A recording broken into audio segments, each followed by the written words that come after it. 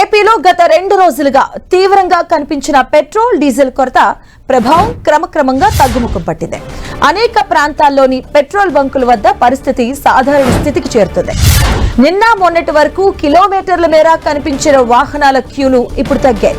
ఇప్పటికే ఆయిల్ కంపెనీలు అదనపు ట్యాంకర్ల ద్వారా ఇంధన సరఫరాను పెంచడంతో పలు జిల్లాల్లో పరిస్థితి మెరుగుపడింది. పెట్రోల్ బంకుల వద్ద రద్దీ తగ్గిపోవడంతో వాహనదారులు రిలీఫ్ దక్కినట్టయింది.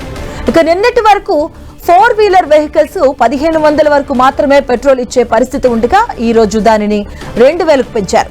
అలాగే 2 వీలర్ వెహికల్స్ కు 500 వరకు ఫ్యూయల్ అందిస్తున్నారు. ఇక గంటన్నరకు పైగా క్యూలో నిలబడి పెట్రోల్ కోసం ఎదురు చూడాల్సిన పరిస్థితి ఉండగా ప్రస్తుతం ఆ పరిస్థితికి చెక్ పడింది. ఇక పెట్రోల్ డీజిల్ సమస్యపై ఇప్పటికే సీఎం చంద్రబాబు సమీక్ష నిర్వహించారు. రాష్ట్రంలో ఎక్కడా బంకుల్లో నో స్టాక్ బోర్డ్స్ కనిపించకూడదని అధికారులను ఆదేశించారు. ప్రజలకు ఇంధనం అందుబాటులో ఉండేలా చర్యలు తీసుకోవాలని ఆదేశించడంతో అధికారులు ఆ మేరకు ఇంధన సమస్యలు లేకుండా చూస్తున్నారు. మొత్తానికి పెట్రోల్ డీజిల్ కొరతతో ఇబ్బందులు పడ్డ ప్రజలకు ఇప్పుడు కొంత ఊరట లభిస్తుంది. రానున్న రోజుల్లో సరఫరా పూర్తిగా సాధారణ స్థితికి చేరుతుందని అధికారులు భావిస్తున్నారు.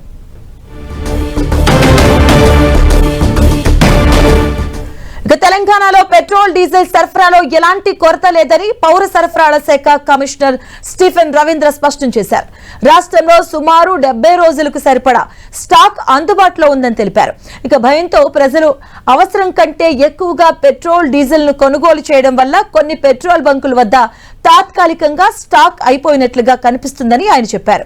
ఇక పెట్రోల్ బంకులు నో స్టాక్ బోర్డ్స్ పెట్టినప్పటికీ రోజువారీ అమ్మకాల కంటే ఎక్కువగా అమ్మకాలు జరుగుతున్నట్టుగా మానిటరింగ్ లో తెలుస్తుందంటూ స్టీఫెన్ రవీంద్ర వివరించారు. ఇక బెంగాల్ ఎన్నికల తర్వాత ధరలు పెరుగుతాయన్న భయంతో ప్రజలు అధిక మొత్తంలో ఇంధనం కొనుగోలు చేస్తున్నారని ఆయన చెప్పారు. ఇక గత వారం ఇండస్ట్రియల్ డీజిల్ ధరలు పెరగడంతో నష్టాలను తగ్గించుకోవడానికి వ్యాపారులు వినియోగదారులు డీజిల్ ను ఎక్కువగా కొనుగోలు చేస్తున్నట్టుగా గమనించామని ఆయన తెలియజేశారు. ఇక ఈ సమస్య పూర్తిగా పరిష్కారం అవుతుందని హామీ ఇచ్చారు.